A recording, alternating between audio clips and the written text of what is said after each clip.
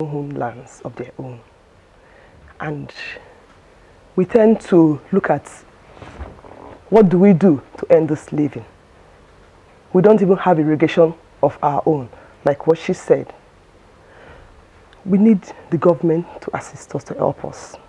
70% of farmers, most of them are women, and they are all small-scale farmers. They don't even know what is happening. They don't even know that there are policies set out to control what is happening.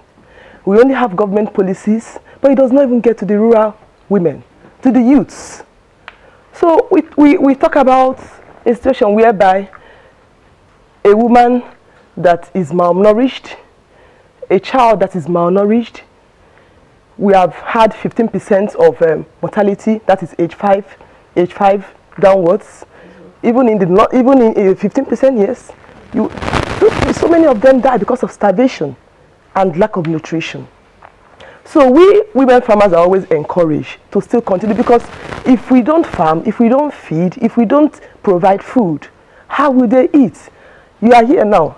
Will you tell me that you have not eaten this morning, or you cannot be able to talk? If you don't eat, that means you won't be able to talk. No, I have not eaten. You've not eaten this because you're taking something. You're taking water. Tea. Well, no, you took tea. It's water. Okay, water here. Yeah. Okay, at least something. Yeah, okay. So we need to be encouraged. We need to get involved in what is happening in the government policies. There are so many programs that has been lined out that have failed. We have a structural adjustment program. We have different programs. But now we want to see how we can be able to elevate ourselves so that we can be able to produce food for the nation. Then when you talk about the farmers not having the time or not having the resources to farm the whole year round, yes, it's possible, because you still deal in manual ways of farming.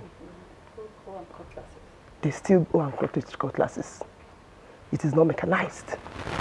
We depend on rain, no irrigation.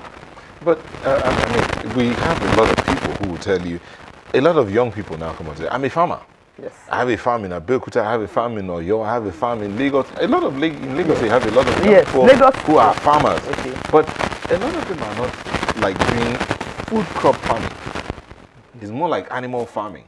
And even in small scale, but they said I'm a farmer. Yes. Is it just, they're now taking on the farmer title now as status symbol, I'm a farmer, but not necessarily producing? Okay, there's one thing you have to understand. You can never be an absentee farmer. Okay. They can say that they are farmers, but what are they doing? Food processing, crop farming and livestock farming, they are two different things. But the both of them are farmers? They are all farmers. Okay. In livestock farming, you know, like for example, let me talk about my aquaculture. When I talk about my table-sized fish, I can buy foods, I can employ labor to feed. But I have done it myself. I have practiced it myself.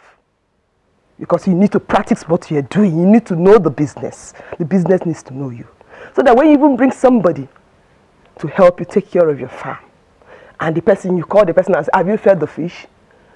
And the boy will say, I fed the fish.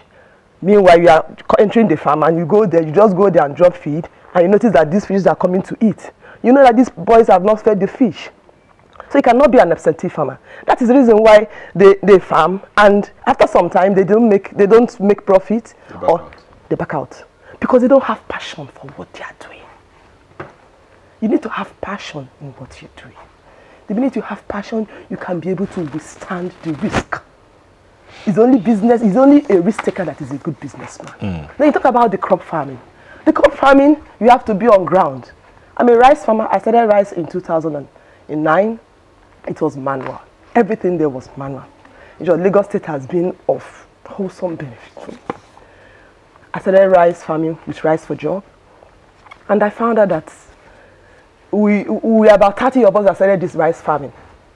Youths, women, men. And what happened? We were just about 4 of us standing. The men backed out. The youths were like, this is terrible. It is too tedious. You understand? But we stayed. We wanted to see what people are doing it. People are making money from this. Let us see what is happening. We went ahead. We went through the farming processes. We have 270 varieties of rice. It depends on what you want to plant. The other side of it is, what is it about? Is it a passion to feed the people, or is it a passion to make money that drives you, being a farmer? The passion to feed. There's no business you do that you don't make money. No, I think which one is priority? Passion to feed people? Passion to feed. Passion to provide food. Okay. Then of course you make money out of it. Of course you make money. We'll take a break. We'll take a break. When we'll come back, we'll talk about agricultural policies and how they've helped the farmers. Plus research, since we have Professor Olufumilaya in the studio. We'll be back shortly. Don't go away.